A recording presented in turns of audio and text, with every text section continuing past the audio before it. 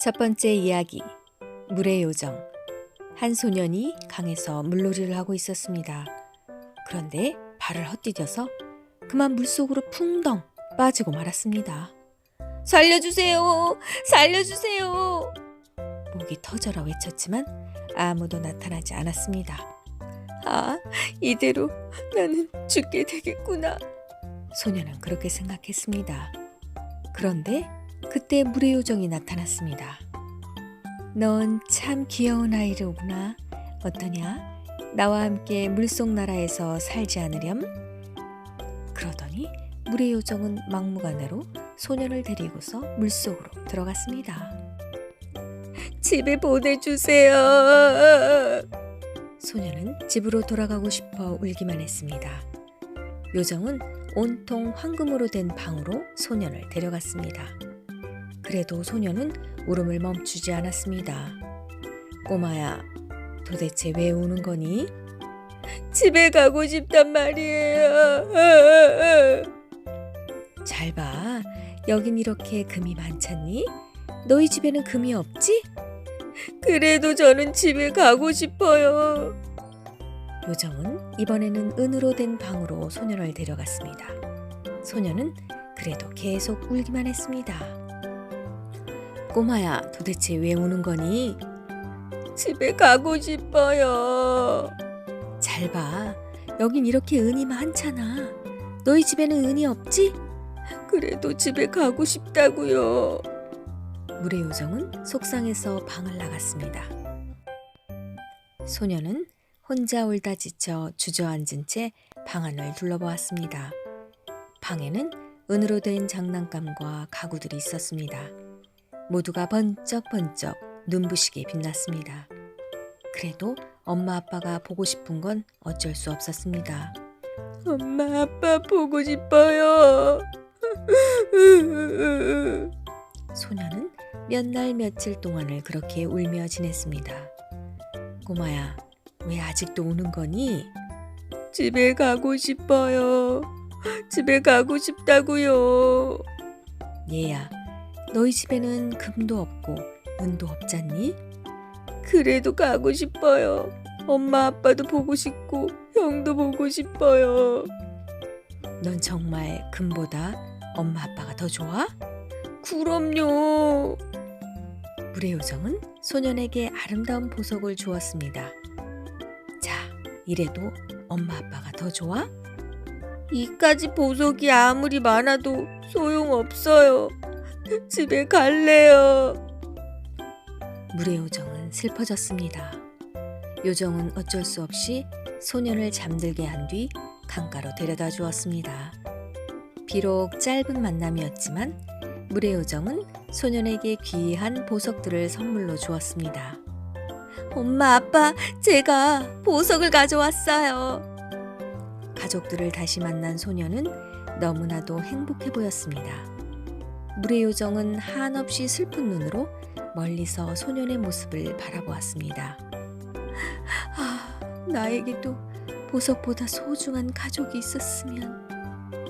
물의 요정은 슬피 울기 시작했습니다. 그러자 요정의 눈물이 강물을 흘러넘치게 했습니다. 이걸 본 소년은 요정이 울고 있다는 걸 알고 소리쳤습니다. 물의 요정님, 울지 마세요. 제가 당신의 친구가 되어줄게요. 소년의 말을 들은 물의 요정은 그제야 행복해졌습니다.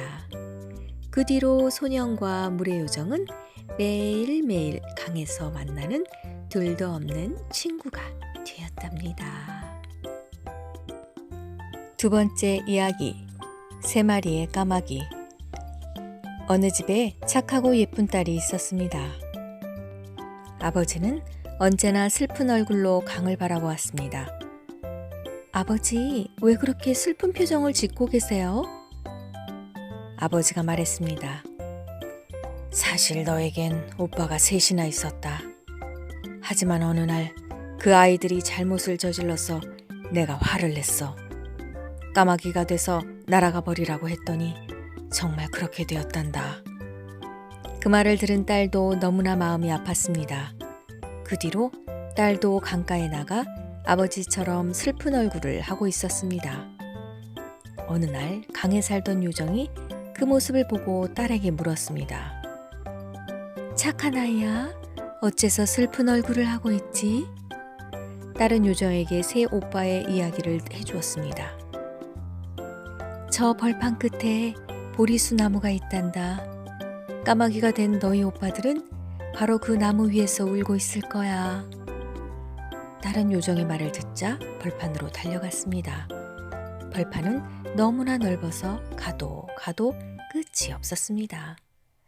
벌판 끝에 다다랐을 땐 해가 뉘엿뉘엿 지기 시작했습니다. 드디어 딸은 보리수 나무에 도착했습니다.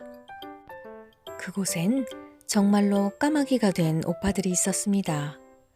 저것 봐, 착한 누이 동생이 왔어. 정말이구나, 동생아. 내가 어떻게 여길 알고 왔니? 여동생은 슬픈 얼굴로 까마귀들을 향해 외쳤습니다. 오빠들, 어떻게 하면 오빠들의 저주를 풀 수 있죠? 방법이 있지만 너무나 어려운 일이야. 내가 3년 동안 벙어리처럼 지내야 한단다. 단 한마디라도 한다면 우린 계속 까마귀로 살아야 해. 그렇다면 걱정 마세요. 제가 꼭 저주를 풀어드릴게요. 그날부터 착한 여동생은 한마디도 하지 않았습니다. 그러던 어느 날 멋진 청년이 이 여동생을 보고 한눈에 반했습니다. 아가씨는 어디에 사시나요? 여동생은 눈웃음만 지을 뿐 대답하지 않았습니다. 젊은이는 착한 여동생에게 마음이 끌렸고 여동생도 그를 좋아하게 되었습니다. 그리하여 두 사람은 결혼하여 함께 살게 되었습니다. 하지만 젊은이의 어머니는 말 못하는 벙어리 며느리를 싫어했습니다. 아들이 없는 틈을 타서 심하게 구박을 했습니다. 그래도 며느리는 한마디 말도 하지 않고 꿋꿋이 견뎌냈습니다. 1년이 지나서 며느리는 예쁜 아이를 낳았습니다. 못된 시어머니는 아들 몰래 아이를 강가에 버리고서는 아들에게 거짓말을 했습니다. 얘야, 내 벙어리 아내는 사실 마녀인데다가 죽은 아이를 낳았단다. 젊은이는 슬펐지만 아내를 미워하지 않았습니다. 다음에 며느리는 또 아이를 낳았습니다. 이번에도 시어머니는 하인을 시켜 아이를 버렸습니다. 얘야, 내 벙어리 아내가 이번에는 강아지를 낳았지 뭐냐? 그러자 젊은이는 벙어리 아내를 쫓아내도 좋다고 말했습니다. 시어머니는 장작을 쌓아놓은 다음 그 위에 며느리를 세워두었습니다. 그러고는 불을 지르려고 했습니다. 너무나 끔찍하고 무서웠지만 벙어리 며느리는 눈물만 흘리며 아무 말도 하지 않았습니다. 그때였습니다. 갑자기 어디선가 풀피리 소리가 들렸습니다. 동생아, 오빠들이 왔다. 마침내 3년이 지나서 저주가 풀린 새 오빠들이 누이 동생을 구하러 온 것입니다. 그제야 벙어리 여동생은 입을 열었습니다. 오빠들, 저주가 풀렸군요. 너무 기뻐요. 그 뒤 착한 여동생은 잃어버린 아이들도 되찾았고 오빠들과 행복하게 살았답니다. 세 번째 이야기, 파리를 잡는 페드로. 페드로는 마음씨는 착했지만 참으로 어리석었습니다. 어머니는 그런 페드로가 언제나 걱정되었습니다. 어느 날 집안에 음식이 다 떨어졌습니다. 어머니는 반짝이는 보석을 꺼내와서 말했습니다. 얘야, 이건 내 아버지가 물려주신 보물이란다. 그동안 잘 간직해왔지만 이제 이것이라도 팔지 않으면 우린 굶어 죽게 생겼구나. 그러니 이것을 시장에 가서 팔아오렴. 어머니는 슬펐지만 페드로는 마냥 신이 나서 보석을 들고 시장으로 달려갔습니다. 보석입니다, 보석. 저희 아버지가 남긴 보석이에요. 싸게 팝니다. 하지만 이상하게도 아무도 사려는 사람이 없었습니다. 심심해진 페드로는 교회로 놀러 갔습니다. 페드로는 예수님이 못에 박혀있는 십자가를 보고 깜짝 놀랐습니다. 어휴, 정말 많이 아프시겠어요. 제가 좀 도와드릴까요? 대답 좀 해보세요. 베드로는 예수님을 보고 계속해서 물었습니다. 하지만 그것은 조각상이었으니 대답할 리가 없겠지요. 제가 도와드릴 수 있는 건 이것뿐이에요. 보석을 여기 두고 갈게요. 베드로는 십자가 밑에 보석을 놓고 집으로 돌아갔습니다. 얘야, 보석은 팔았니? 어머니가 묻자 베드로는 당당하게 대답했습니다. 그럼요, 팔았죠. 그럼 돈은 어디 있니? 외상으로 팔았어요. 교회에 있는 슬픈 얼굴을 한 사람인데요. 그래? 그 사람은 어떻게 생겼니? 옷은 거의 입지 않고 두 팔을 쫙 벌리고 있었어요. 어머니는 그게 십자가라는 걸 알아차리고는 얼른 교회로 달려갔습니다. 다행히도 보석은 그대로 놓여 있었습니다. 어머니는 보석을 이웃에게 팔고는 돈을 보여주며 말했습니다. 얘야, 내가 말한 그 사람이 금세 값을 치르더구나. 그것도 이렇게나 많은 돈을 주었지 뭐냐. 어머니는 베드로를 실망시키지 않으려고 거짓말을 한 것입니다. 어머니는 그 돈으로 많은 꿀벌을 샀습니다. 베드로야, 꿀벌을 잘 지키렴. 베드로는 벌통 앞에 앉아 꿀을 지켰습니다.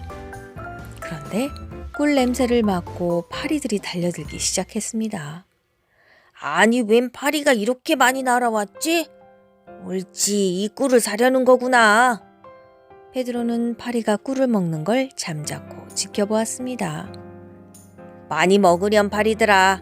다 먹고 나면 나한테 돈을 내야 돼. 돈은 나중에 받으마. 베드로는 파리들에게 꿀을 맡기고 어머니에 가서 말했습니다. 어머니, 꿀을 파리들에게 다 팔았어요. 뭐라고? 파리에게 팔았다고? 네, 며칠 뒤에 돈을 줄 거예요. 어머니는 기가 막혀 털썩 주저앉고 말았어요. 얘야, 그 파리들은 사기꾼이란다. 돈을 받을 수 없을 거야. 어머니는 한숨을 쉬며 말했습니다. 네? 파리가 사기꾼이라고요? 그래, 그러니까 이제 파리만 보면 파리채로 흠씬 두들겨줘라. 예, 알겠어요, 어머니. 그날부터 베드로는 파리만 보면 잡기 시작했습니다. 어머니 말대로 파리는 언제까지나 갚을 생각도 안 했지요. 이 못된 파리! 이 거짓말쟁이 파리! 에이, 나쁜 파리! 베드로는 오늘도 열심히 파리를 잡고 있답니다. 네 번째 이야기, 메아리와 수선화. 헬리콘 산의 골짜기에 에코라는 요정이 살고 있었어요. 에코는 너무 수다스러워서 하루 종일 제잘거렸습니다. 에코는 너무 시끄러워. 게다가 에코는 남의 비밀을 이야기하고 다닌단 말이야. 날이 갈수록 다른 요정들의 불만이 커졌습니다. 그러자 헤라 여신은 에코에게 벌을 내렸습니다. 에코, 너는 이제부터 남이 말하기 전에는 절대 말하지 못할 것이다. 또한 다른 사람이 말을 하면 그 말의 마지막 말만 따라하게 될 것이다.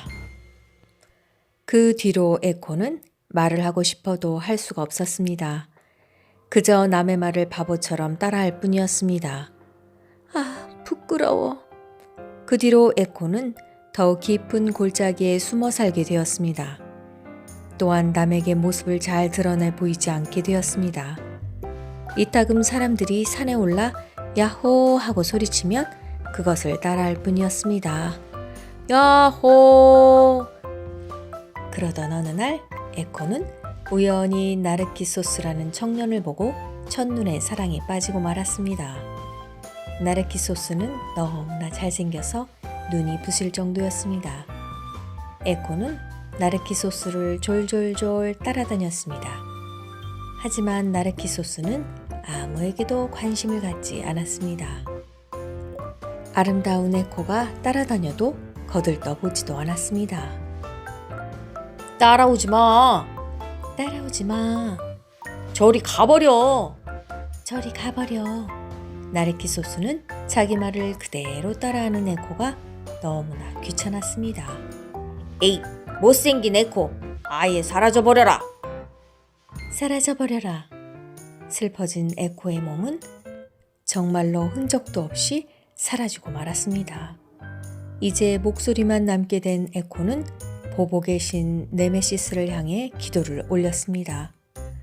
오, 제 사랑을 받아주지 않는 나르키 소스에게 저주를 내려주세요. 제발, 제발. 그 뒤 어느 날 목이 마른 나르키 소스는 물을 마시기 위해 연못으로 갔습니다. 그런데 몸을 굽히고 물속을 들여다보던 그는 깜짝 놀랐습니다. 아, 이 얼굴은? 그곳에는 너무나 아름다운 얼굴이 있었습니다. 바로 자신의 얼굴이었습니다. 아무도 사랑하지 않던 나르키 소스는 바로 자기 자신과 사랑에 빠지게 되었습니다. 오, 세상에 이처럼 아름다운 얼굴은 없을 거야. 나르키 소스는 연못에서 잠시도 눈을 뗄 수가 없었습니다. 언제까지나 그 자리를 떠나지 않고 물속을 들여다보기만 했습니다. 그러다 결국 아무것도 먹지 못하고 그 자리에서 숨을 거두고 말았습니다. 불쌍한 나르키 소스. 우리가 그를 다시 꽃으로 태어나게 하자. 이렇게 해서 나르키 소스는 수선화라는 꽃으로 다시 태어나게 되었답니다.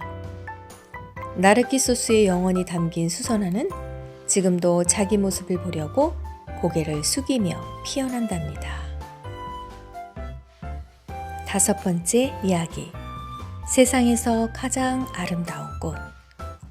어느 마을에 나이 든 부부가 살았습니다.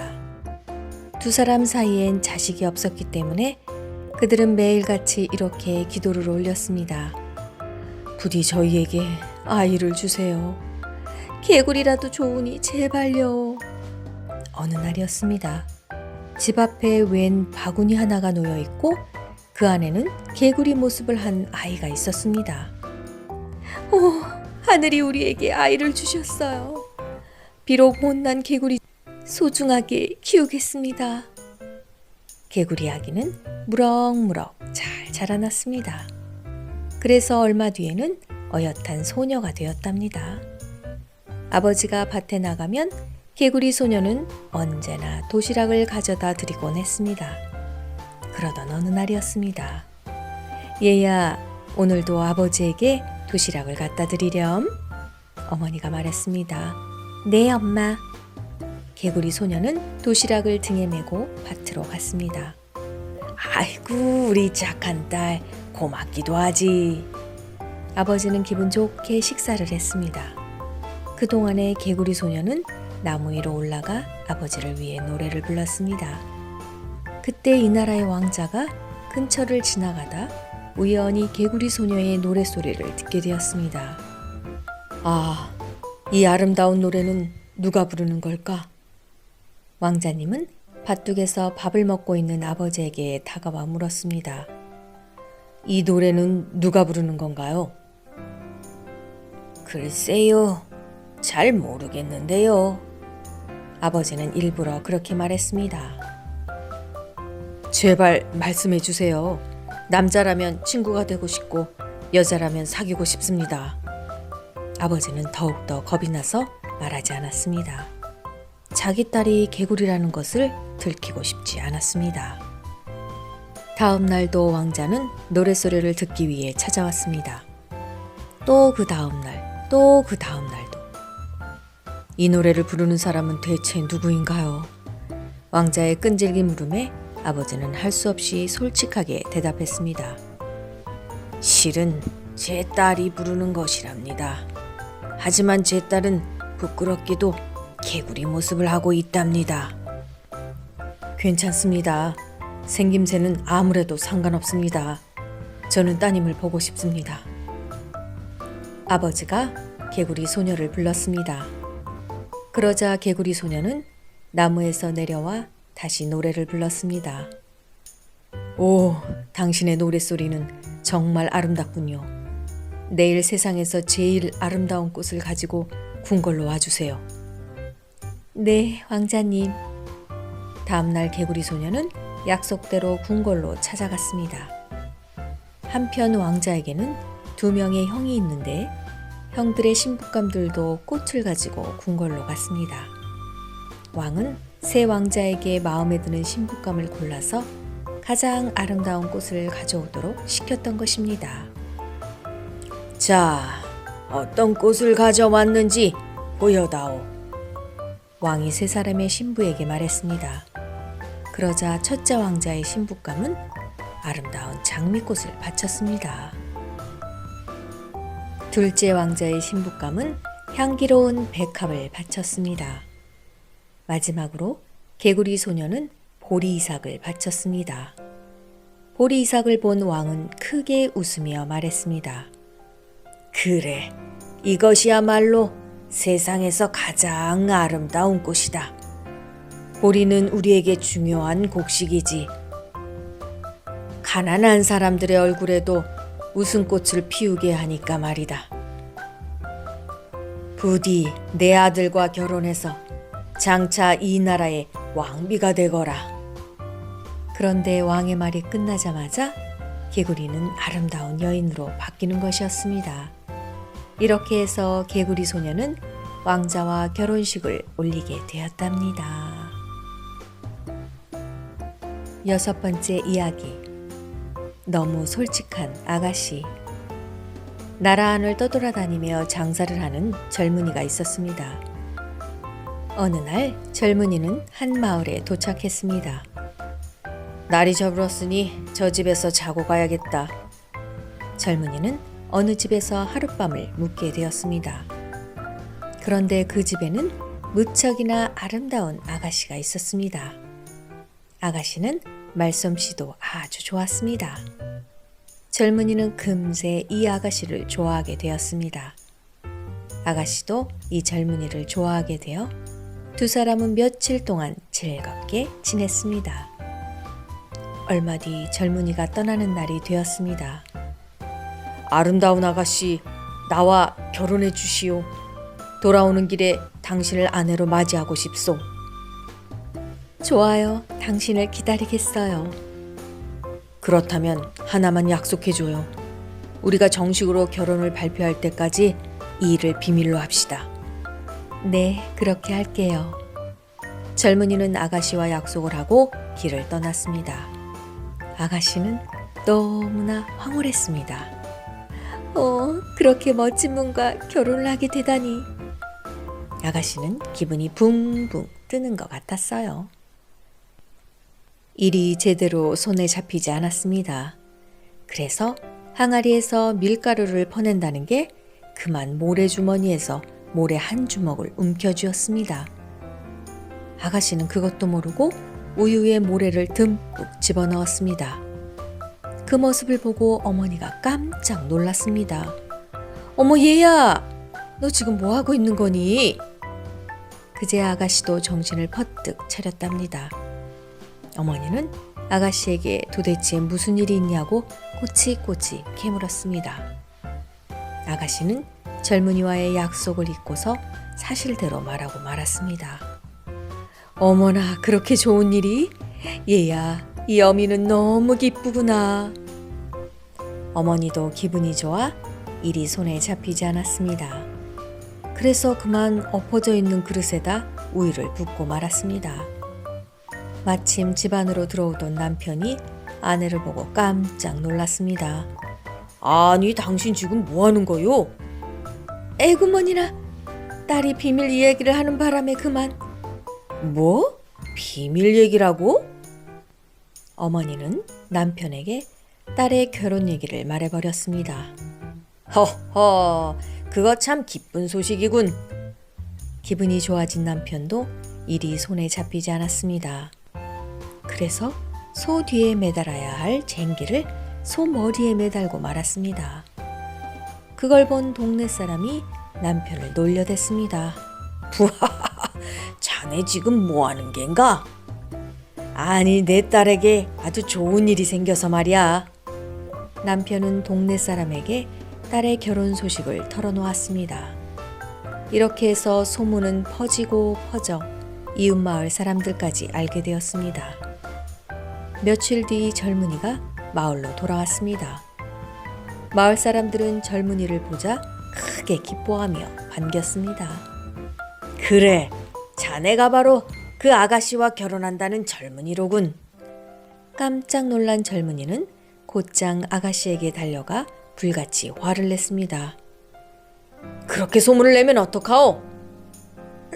잘못했어요. 소문을 내려던 게 아니었는데. 하지만 젊은이는 홧김에 다른 여자와 결혼을 해버렸습니다.